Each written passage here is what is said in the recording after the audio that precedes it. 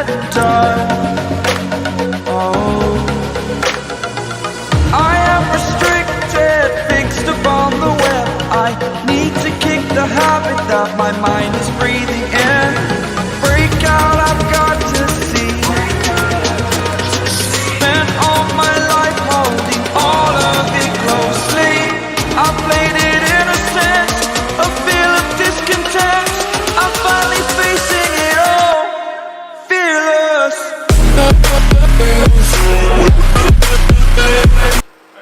Hi everyone. My name is Martin Shai.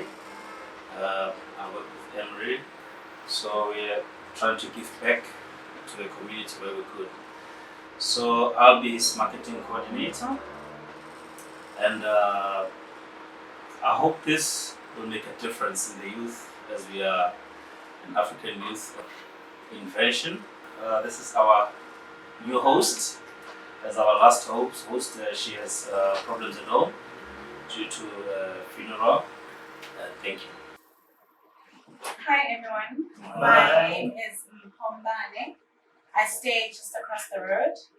I will be invigilating today's discussion, and yeah, I'll get a bit of assistance from Mr. Martin. That's it from me. Good morning, everyone. My name is Mwiseli Kayeni. I work with the Department of Correctional Services. I have my project, my soccer team, Goodwood Sporting FC. So we're in partnership now with the African Youth Inventions for this project. Because I'm also a mentor for the ex-offenders. So that's all I can say for now. Thank you. My name is Emma. I am working in human resources, and I'm also studying criminology. Quite a large part of my job over the last few months has also been community development in the Franschhoek area. And then I met Gayen, not a Mwiseli. Yeah, a few months ago, I think. We've been in contact, and this is actually the first time we're meeting face to face. So, yeah, I feel very privileged to be here. So, thank you. Hi everyone, my name is Tina. I'm Goodwood. I'm a student at Sia Interested at Cape Town. Hi everyone, my name is Goodwood. I'm a friend. Yeah. Good morning, everyone. My name is Bernard, staying in Philippines. I'm an ex-offender. Currently, I'm doing my environmental project management with the Western Cape College of Community. And then I'm also a preacher. I love God. I engaged myself with God while I was still inside. Then that is, I'm so passionate about currently. There's nothing that is so important to me more than God. Yeah. Hi everyone, my name is Marlos. I stay at the community. I'm a student at Bridgetown High School. I'm passionate of communities. It's marketing.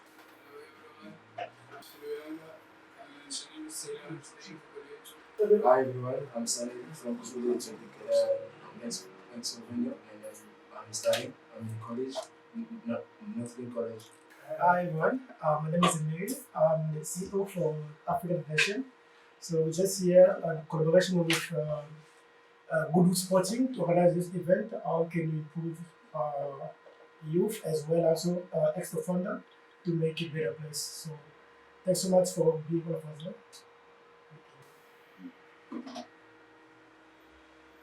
Hi everyone, my name is Goodwood. I'm staying at Goodwood.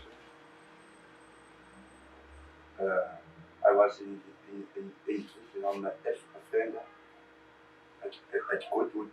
I was in skill development. I was doing uploading. I was working with Mr. Kaye and Mrs. Maiman. That's all I can say.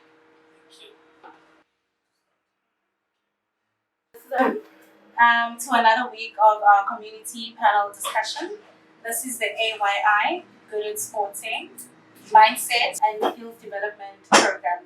So I would like to thank each and every one of you guys for joining us this week. And for those who were here for the 2 previous weeks, welcome back. The new ones like you and I, let's see what we have for this week.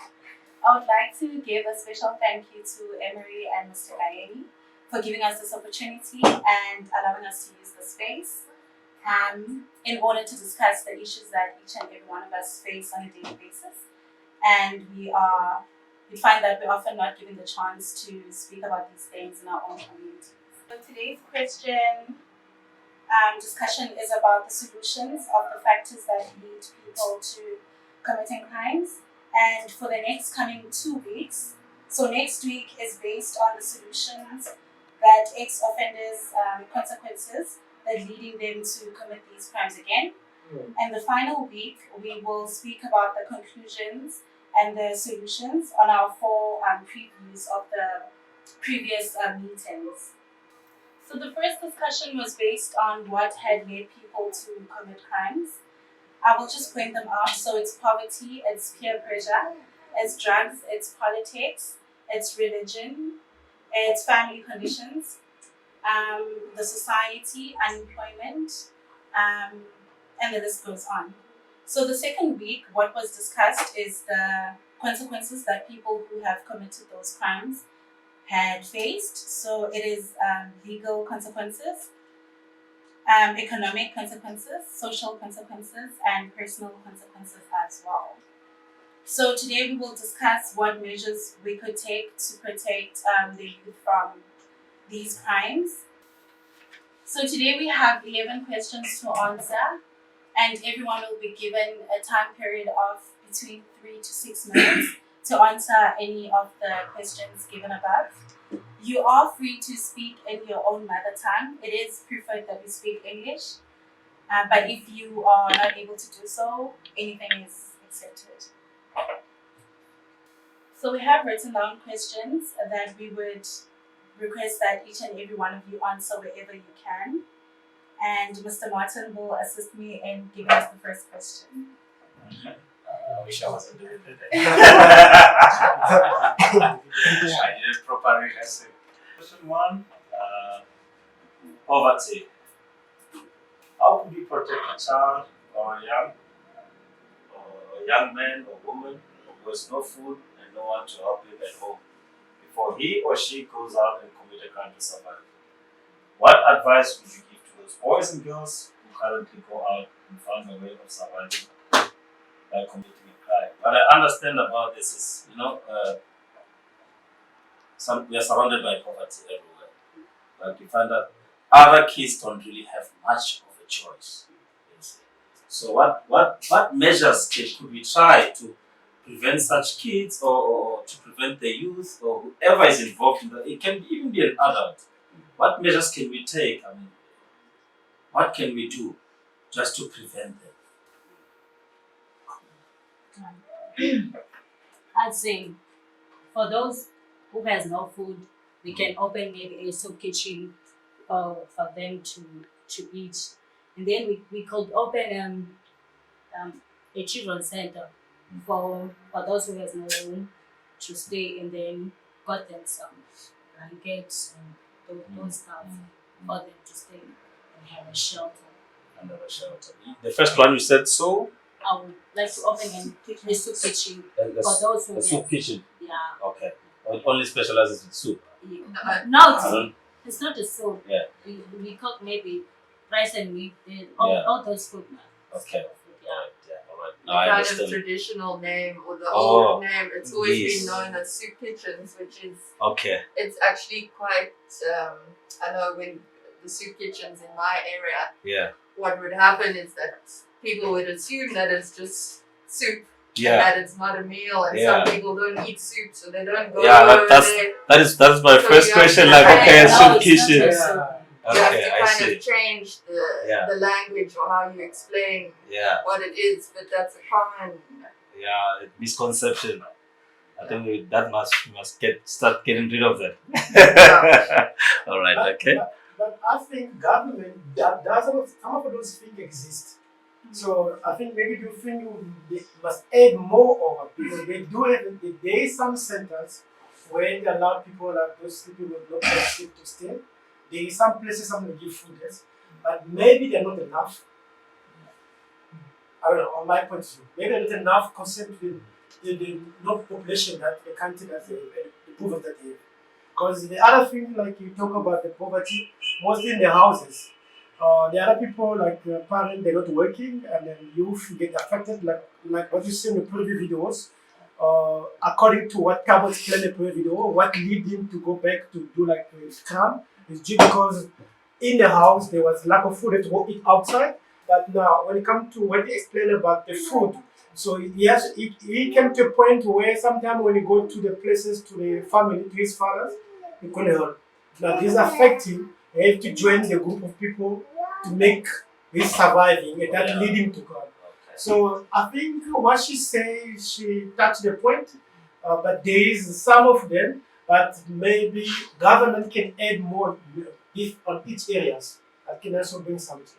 From what the lady and Embry said, for those of you who stay, let's just say, in disadvantaged communities, if I'm allowed to still say that, I would love to be politically correct as much as I can, because I know I shoot straight sometimes. Yeah. Okay, for those of you who stay in disadvantaged communities, are there such programs that she just suggested?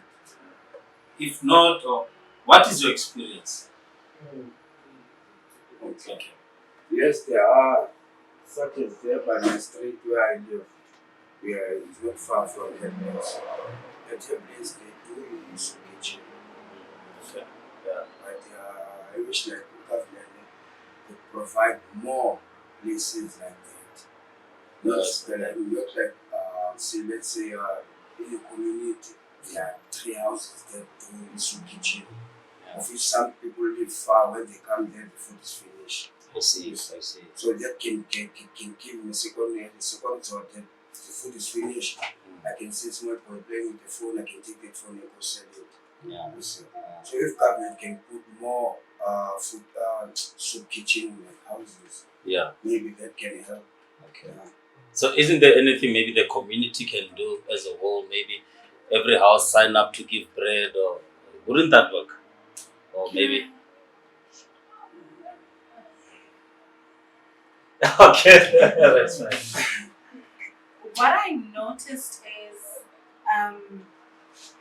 most of the time we find the people who have the soup kitchens are not the people who live there.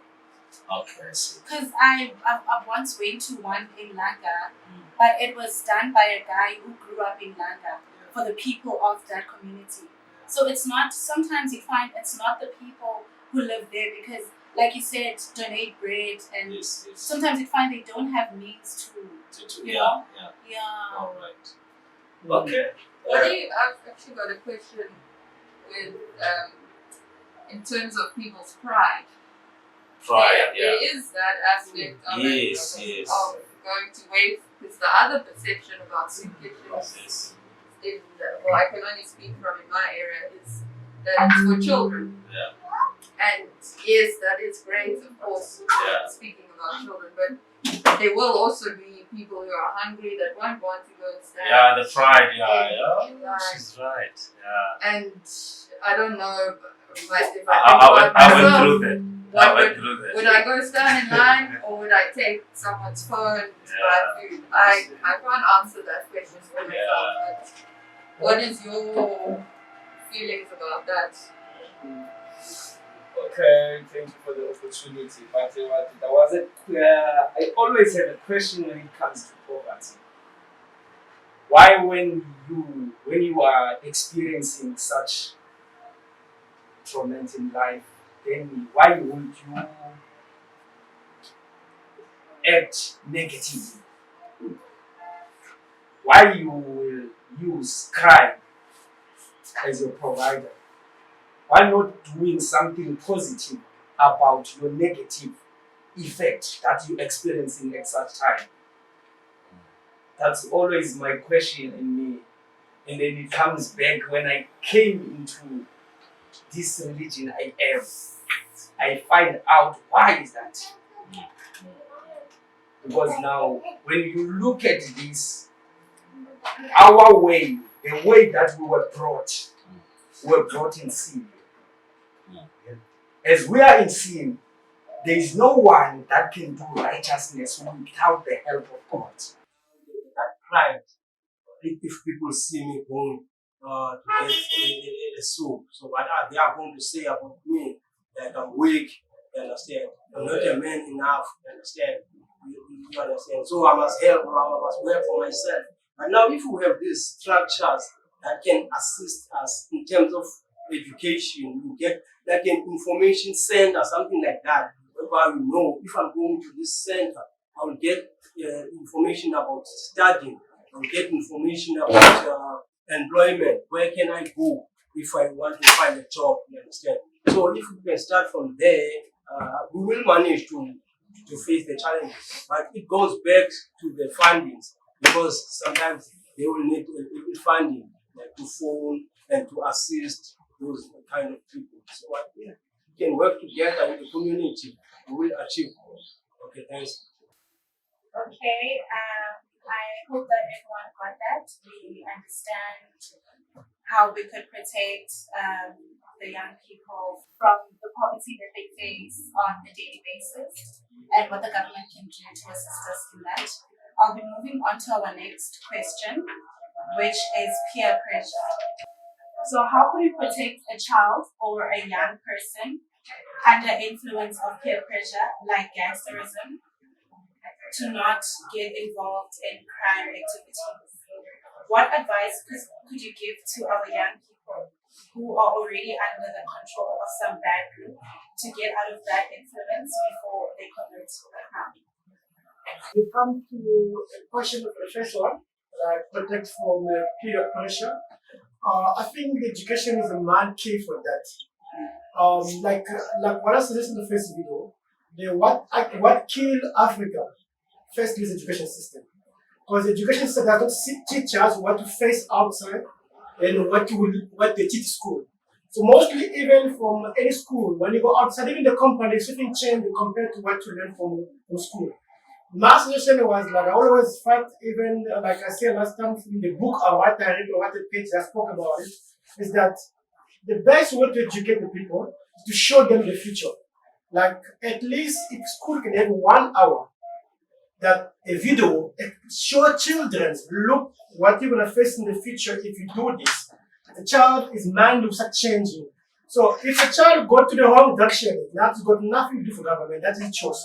But every day by watching the stories, like even 1 hour, because children spend about 5 hours, like 6 hours at school. At least 1 hour, expose a video every day, like different video. They can show them a video, example like example of what Mr. Ricardo faced, and now who is now today. And then you can learn, okay, Mr. Ricardo did a mistake, but now you're learning now here. And then you can say, okay, but why? And the other video, they show someone who make a mistake, or they show someone who make a mistake and life is messy.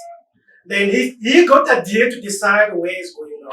That can change. For example, I give an example. Like last week, I had a child here who came here. He says he become magician. So I said, okay, I'll assist to write a book. He said, what? I'm going to Toscai next month. I said, okay, are you sure? I said, I'm going to be free on December. So I have enough time to assist you. Sister said, no, I need to go to see my grandma. I said, and I opened a video. I showed the children by his age, who's in the TV or writing a book. Send me check his money. I said, I'm going to do that. I'm not going to Toscai anymore. So the video showed the picture. Said, no, I want to be like these people. Then he decide. That's what I say. The video can change the youth for us. So that's what I think when it comes to peer pressure. Because due to influence, if there's a system in school, children can know that if I follow these people, they're pressuring me, it's going to affect me. But if I follow, because I got example, they show me the video for what? A lot of stories that I watch every day in school. That's so nice. So, good morning. I'm sorry for being late. That's alright, sir. I'm from Results Plan. Yes. Like we've seen in the first time that what the eye see, the heart will desire. So in our communities, that is all they see. They see gangsterism, they see drugs, they see how these people dress because of drugs, money and stuff like that. They don't see the other side of life.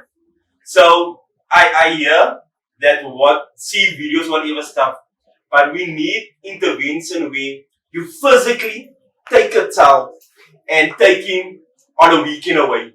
You take him hiking. You take him wherever physically. And that will make their mind change. Because why? We just see our townships, we just see our communities. We don't see anything else.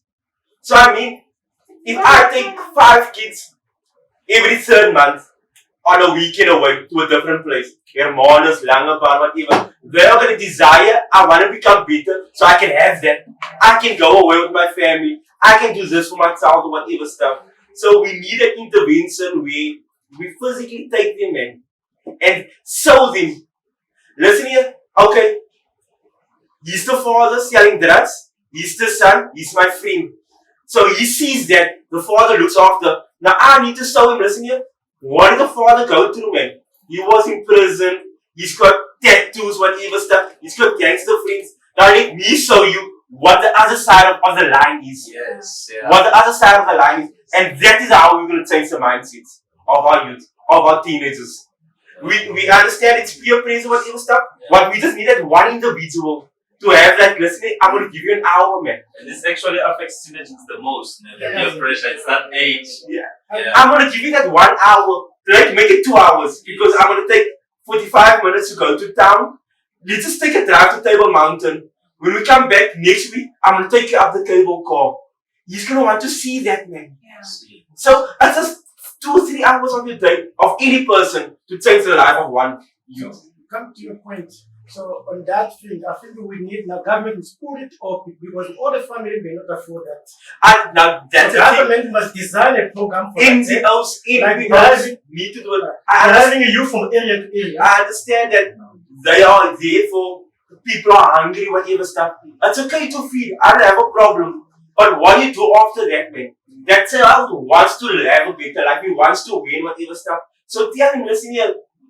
If you get your education, you can have this, you can have that, you can have that with a full stomach.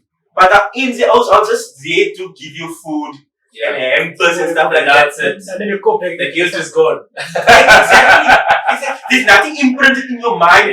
Listen here, I can do this for myself, man. If I work hard on the right side. So we need to show them that. I like the way that the first guy put it. I like that way in the manner that you must show a child that when you engage yourself in these activities, these are the results of that. So that you know the consequences. Even though you are entering into a teenage age now, then now I'm gonna tell you what are you going to face and the manner in which that you're gonna conduct yourself in this age is gonna determine your destination. You are not the first person that enter into this age. And then this is the age that you have to pass through in order to become who you are. And then I wish that parents can have this in mind, that you ask your child what you want to become in life. And then he tells you. Then you write that down, and then you put, even if it's a wardrobe on the fridge, every time he must go through that. I want to become a doctor. Every time when you do something, then you told her, you reprimand against what you want. You said, if you want to become a doctor, you cannot be the way you are. Then because you cannot become a doctor if you are the way you are. And every time she will act like a doctor before he become a doctor. And another thing for me is we need to teach our children that what you have now is enough, man. Because why? You want to see that child is wearing Jordans and you are wearing Adidas, which is 3 times lower than what that guy is wearing. You need to show him that is enough for now. That is enough for now. All the parents are to say, I don't have money. I don't have money. But they don't tell you, listen here, that's okay what you're wearing. That's okay. You've got that on your feet. But I've got 2 kids, a 16-year-old and a 13-year-old. I take them to orphanages. We might not have the best of everything, whatever stuff, but we're comfortable. Look at these children. My daughter is 16 years old. I took her to the MIU in Mitchell's Plain, the maternity ward. I said, listen, let's just sit here for an hour. Can you see how many young girls come in here, pregnant, or who just had babies? Can you look if there's a boy or a husband next to them? I promise you, within that hour, 10 people came in there. Only 2 had somebody next to them. And you see there what happens with teenage pregnancy. So we literally have to show them that side and the other side for them to change that mindset. Yeah. My 5 cents. Okay. Is everyone covered on the peer pressure? Is there anyone who wants to share? Maybe your own experience while you were, like how did peer pressure affect you? It affected me. Like was it the major part that affected you?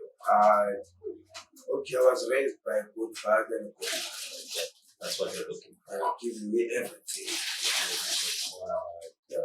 But since the boys live to so even in Ghana, even in college, Yes. there's this thing that of when you are 15 years, you must become a gangster. Yeah. It's like it's a must. And everybody loves viceroy. Yeah, just because why? If I'm going to Walanga, maybe to my friend Udo, Yes. Marvins, other boys catching me to ask me which group I am. Oh. Even if I'm not in a group. So you must belong. Yeah, it's like I don't know what's going on. But if government can try and put more facilities like this program that you are doing, we maybe in some points, then it can help me. Because before last year I went to prison, there was a program, an NYC before that we joined, and the program when then finished. It finished, yeah. Finished. Was it helping the program? It was helping because most of the boys there in my area were attending there. And I was proud to stand in front of them and tell them about in prison, what's going on, what's not right, what's good. And I was given a second chance by God. As I told the guys last week, you see, that we were 11 friends. 7 died. 3 is in and out in prison, but now I chose to go back. How did the other ones die? I can't fight. Can't fight. Okay. It's gangsterism. Yeah, peer pressure gangsterism. So I changed where I was living. So I went to my grandmother's house where I stay now. Yeah. So that program is still in your mind. It's still in my mind. You still remember how they were doing everything. You see, but I will never go back to that step again. Yeah. But I would advise someone that's younger than me or older than me that don't have the same experience that I have. They don't even try to do crime because crime doesn't pay. Like when we were talking like last week, I was sentenced 5 years. That was that time. But even if now I go look for a job, there's a screening thing with Of course, that holds my life. Consequence, Because there's a certain period of time that is set by government to go clean your fingerprints. I see. For that certain time, what are you doing? You go back to the peer pressure thing. They say, look, my man, what can you do? They don't love you. Oh, yeah, I see. Now, I'm going to disagree there. Okay. So it's okay. It's okay. I always have an opinion. I was sentenced to 8 years in 2014, of which I did 4 years in prison. And in prison, they always told me like, you grew up differently. And then I asked how? Because I grew up with a single parent in a gangsterism area of Mitchell's Plain. So how did I grow up different from anyone else? It was your choice. I know there's dangers if you don't want to belong to a gang. I understand that. That's in my area also. But still I refused to become one.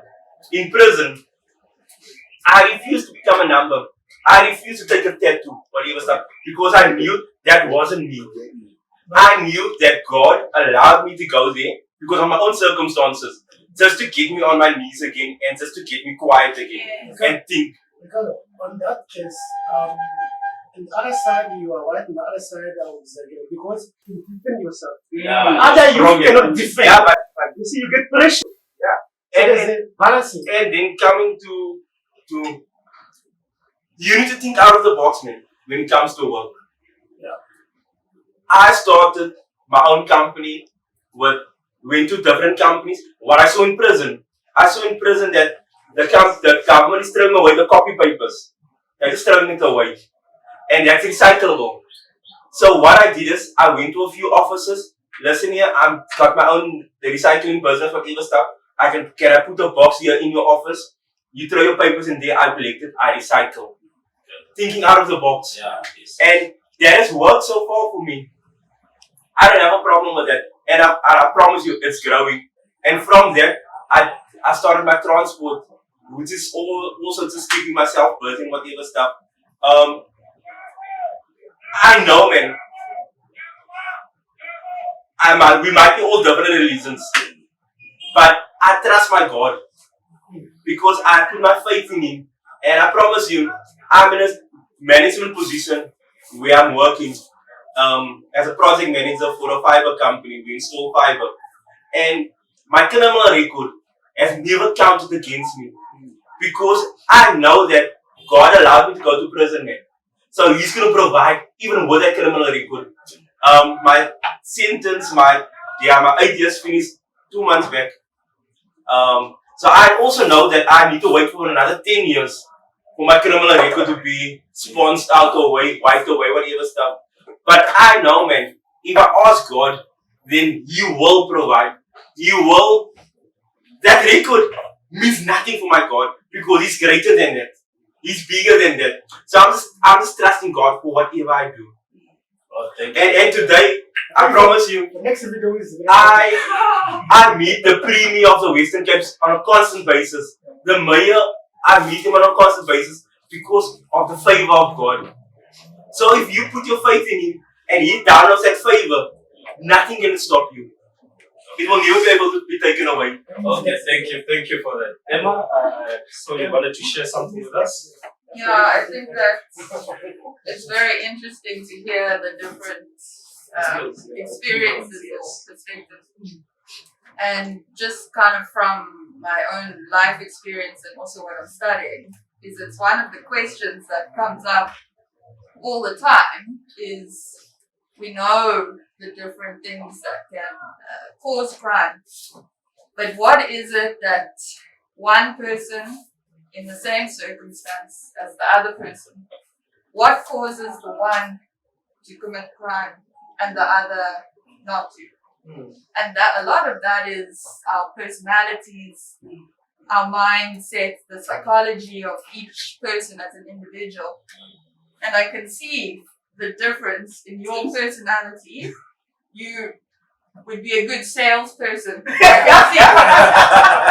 You're very extroverted, confident, whereas for yourself, you're more introverted and quieter. Means you Man,